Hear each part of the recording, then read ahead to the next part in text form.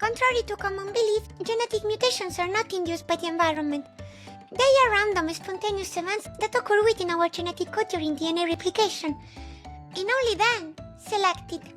This process is driven by a molecular machinery called DNA polymerase, which adds nucleotides one by one by one by one to create a copy of the original strand.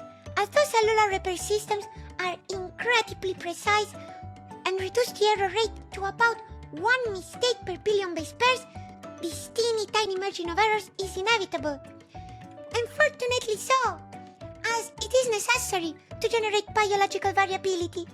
Now, most of these changes are neutral and accumulate silently in the populations through genetic drift, a stochastic process that modifies gene frequencies over time. However, when a mutation heavily alters the function of an essential protein, purifying natural selection intervenes to eliminate traits deleterious to survival. Today, thanks to bioinformatics, we analyze massive databases of human genomes to measure genetic intolerance, identifying exactly which genes our bodies cannot afford to lose because, well, they are fundamental to life. A crucial aspect of understanding how mutations drive adaptation is distinction between loss and growth, loss of function and gain of function. Loss mutations involve the loss of normal protein functions and are often structurally disruptive.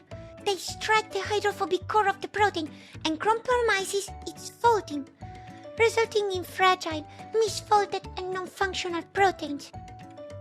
In contrast, growth mutations are more surgical. They often occur on the protein surface or flexible regions, allowing the molecule to acquire new interactions or activities without destroying its original architecture. And this balance between destruction and innovation is what allows the emergence of new traits.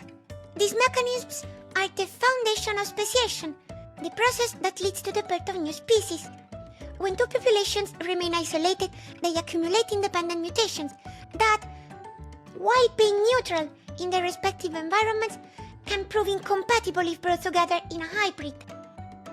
This phenomenon is known as Bateson-Dobzhansky-Muller incompatibility, or BDMI in short. For example, laboratory experiments on Drosophila simulants have shown that adaptation to high temperatures alters lipid metabolism and the composition of cuticular hydrocarbons, and this creates reproductive barriers that isolate the evolved population from their ancestors. Mutations not only tell our evolutionary story, but also the origin of diseases. In cancer, researchers can read specific molecular signatures left on the DNA by agents such as UV light or smoke, decoding the tumor's exact origin story. An everyday example of this accumulation is the risk of de novo mutation in children, which increases with the father's age. Since sperm productions require continuous cell divisions, replication error accumulates year after year after year, raising the probability of transmitting new genetic changes. And finally, the study of the longest-lived species offers a fascinating perspective.